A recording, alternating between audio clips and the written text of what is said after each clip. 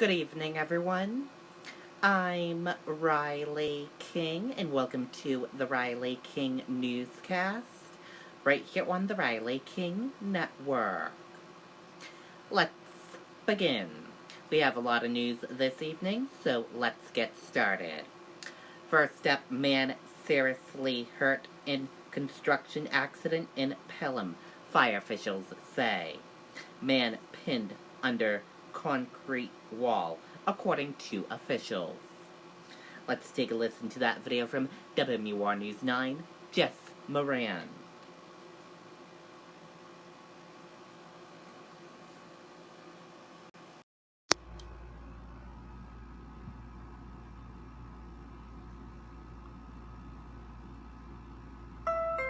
The Honda CR-V is perfect for people from all walks of life. From the daydreamers to the night riders, and the carpoolers to the lone wolves. Let's not forget the young ones, and those young at heart.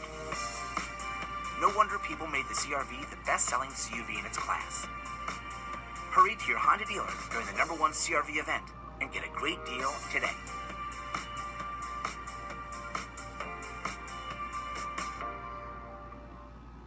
Well, we can tell you that man was med-flighted to a Boston hospital, and the fire department here telling us that that man did suffer serious injuries. The Boston med flight arrived at Pelham Elementary School this afternoon, right around dismissal time. They loaded the victim around 3:30 and left for Boston soon after. Officials received a call about 2:30 for a construction accident at 39 Hines Lane. They say a man was pinned under a concrete wall outside of a private home where an addition was being built. Pelham Fire and police were able to dig the man out by hand.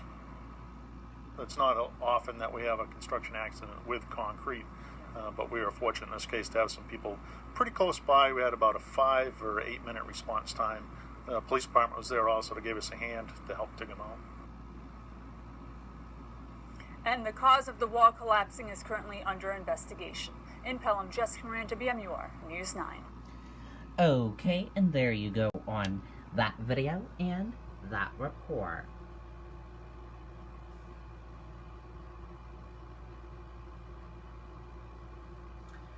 Rochester man agrees to return to Massachusetts to face charges in shooting. Charles Deimos faces murder charge. Let's take a listen to that video from WMUR News 9, Ray Brewer.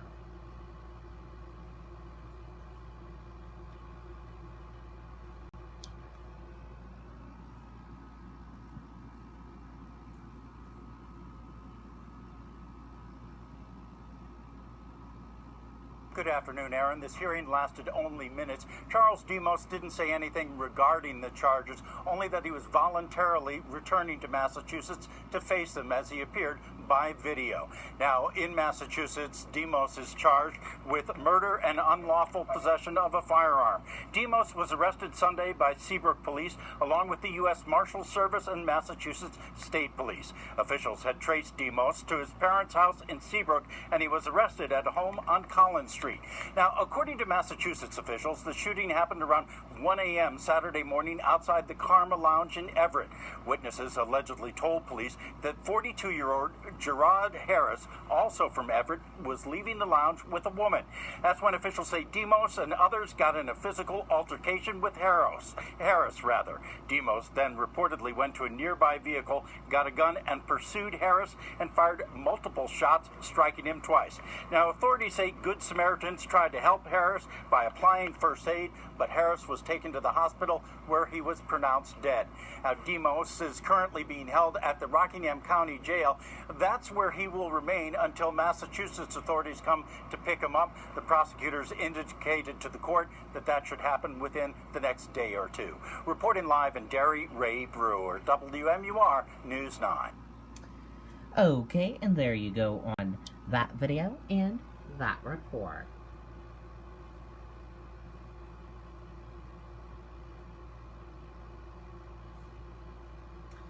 New Hampshire lottery receives 13 proposals for legalized sports betting. Vendors, retailers hope to offer first legal bets in New Hampshire. Let's take a listen to the video from WMUR News 9, Mike Cherry.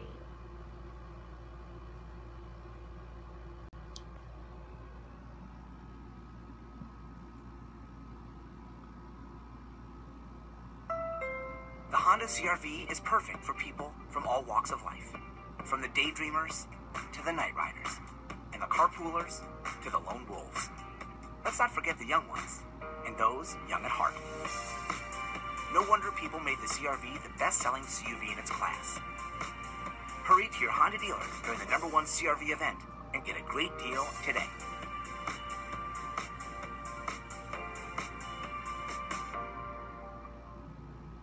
Sports betting in New Hampshire is no longer a matter of if, but when the first wager can be placed in the Granite State. Fundamentally, we're looking to sort of convert an illegal market to a legal one. I know that's a shock to folks, but people bet on sports now. Go to any good sports bar on a Sunday afternoon, you'll see some action over a table. In July, Governor Chris Sununu signed legislation authorizing the New Hampshire Lottery to oversee sports betting.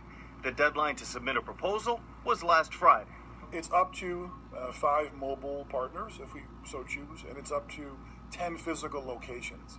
So, for example, a company can have more than one location that submitted. Today, the New Hampshire State Lottery announced it had officially received 13 proposals from entities looking to be either a sportsbook location or operate an online sportsbook. That are some real first-class outfits, so we're looking forward to going through it. It's a lot of reading. It's, thousands of pages, so we're going to pour through them and examine what's best for the state.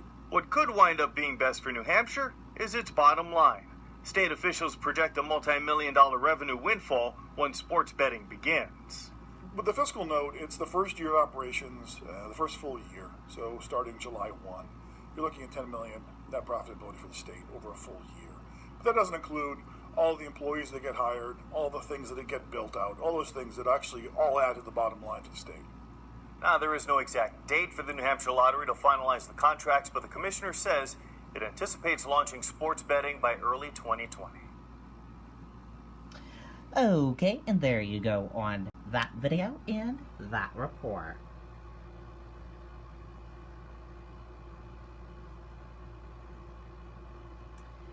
Teenage boy struck by tree at Dairy Park suffers serious head injuries. Boy, friends pushing on dead tree before incident, police say. Let's take a listen to the video from WMUR News 9.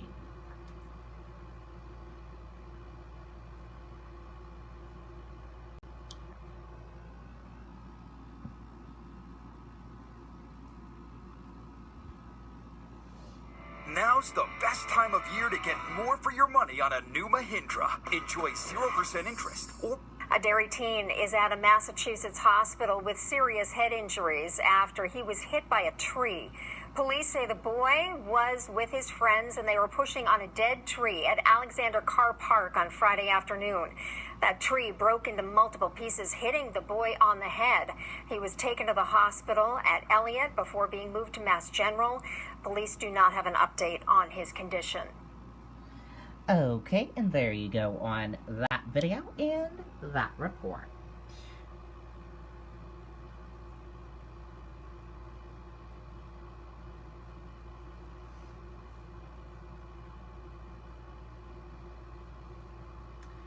Man found competent to stand trial for negligent homicide in crash. Aaron LaFontaine accused of driving drunk before fatal crash.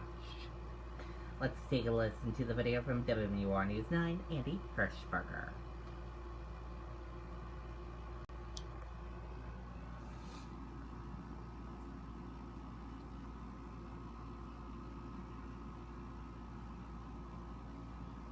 Both sides agreed today that Aaron LaFontaine is competent to stand trial for charges of negligent homicide stemming from a crash last summer that killed his wife and his teenage stepdaughter. It is a very sad case. This is a case where a young girl lost her life, an adult woman lost her life as a result of the defendant driving drunk. LaFontaine is in a wheelchair, still recovering from injuries he suffered in the July 2018 crash on Route 101, where authorities say his Volkswagen Jetta went off the road and flipped several times. This is a difficult case for everybody. There are no winners. There's only losers in this case. It's been very difficult, obviously, for the families involved. And my sympathies to all of them. Defense attorney Donald Blaska describes LaFontaine as devastated and heartbroken over what happened. With this competency legal hurdle behind them, both sides must decide whether this case proceeds to trial or whether they can negotiate some type of plea bargain. I've said many times that one of the most difficult parts of my job is sending a plea offer out and making a recommendation to the court, because we want to make sure that we do what is just, and appropriate, not just for the community, but for the defendant and the victim and their families. The next hearing in this case is scheduled for early November. In Brentwood, Andy Hirschberger, WMUR News 9. Okay, and there you go on that video and that report.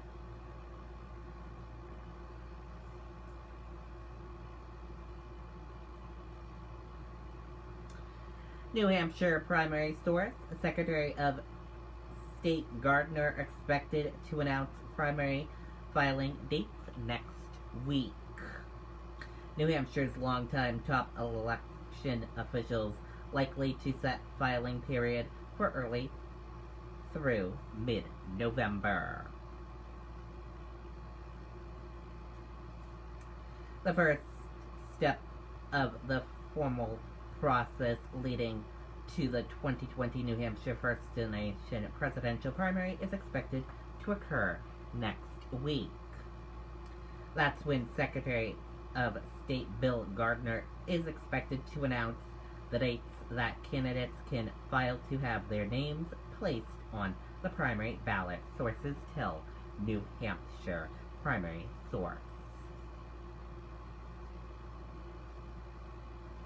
With no serious challenge to the primary's lead-off status this year, the filing period is expected to take place for 11 or 12 days in early November.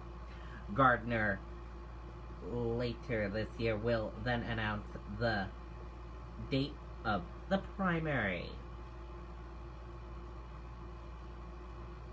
So we will have close eyes on that.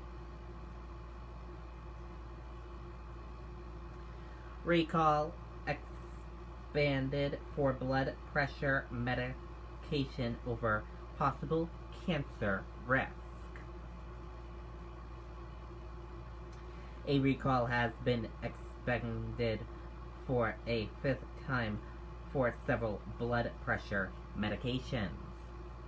The recall includes 3 additional loss of Losartan Potasma tablets and 2 loss of Losartan Postamas and Hydrozide tablets by Torrent Pharmaceutical Limited. We will have this link for you on the Riley King Network Facebook page so you can read more about this recall. And now let's take a look at your U.S. stock market and see how your U.S. stock market closed for this Monday evening. And here's a look at that U.S. stock market for all of you for this Monday evening. Your Dow Jones Industrial Average closed in the green and went up. Your Nasdaq closed in the red and went down. S&P 500 closed in the red and went down. Gold closed in the red and went down. Oil closed in the red and went down. U.S. 10-year closed flat. Euro/USD closed in the green and went up. And VIX closed in the red and went down.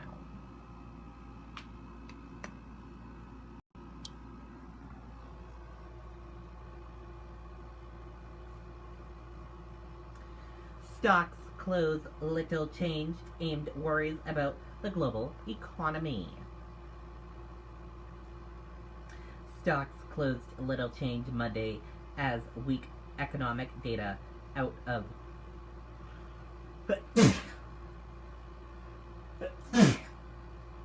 sorry about that, everyone.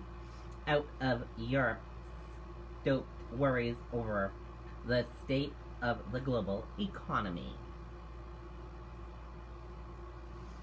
House Democrats inch closer to Trump impeachment. Let's take a listen to that video from ABC News.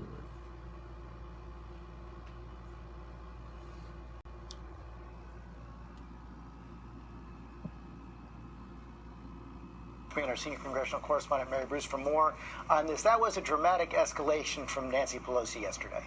Yeah, George, we are seeing a real shift here on Capitol Hill when it comes to the question of impeachment. Even Democrats who so far have been reluctant to go down this path are saying this may be changing their calculus, that we may be at a tipping point. Chairman Adam Schiff of the House Intelligence Committee is suggesting that the president's actions here, that these latest revelations may be so incriminating that the House is left with few other options. He says they may have, quote, crossed the Rubicon. Now, Nancy Pelosi notably did not even mention the word impeachment in that letter, but she certainly is hinting at the possibility. Well, George, on the other side, Democrats here have been pushing for impeachment for some time, are growing increasingly frustrated. They are outraged with their own party's muddled response and refusal so far to impeach. Yeah, and the numbers of how Democrats calling for impeachment has been steadily increasing over the last several weeks. So we're facing this big deadline on Thursday. The Director of National Intelligence is supposed to come to Capitol Hill, as you saw Nancy Pelosi's demand for him to release the complaint. If it doesn't happen, besides opening an impeachment investigation, what are the other options for the members of Congress? Well, George, we're in a little bit of unprecedented territory here. Democrats are making it clear they want this whistleblower complaint, and they're going to use every bit of leverage and tool that they have available. That includes their power of the purse and possibly fighting this out in court. Now, come Thursday, if they don't get the information that they want, Democrats could move ahead to subpoena that complaint or the transcript of the president's phone call. But, George, all of the plan Bs that are available could be very slow moving, and that is only likely to add to Democrats' growing frustration here on the Hill. Mary Bruce, thanks very much. Hi, everyone. George Stephan.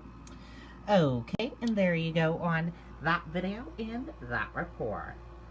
And that does it for this evening edition of the Riley King Newscast right here on the Riley King Network. I hope you all enjoyed watching, and I'll see you back here tomorrow for another newscast. And I'll have a news report coming up in a little bit. Good night and bye.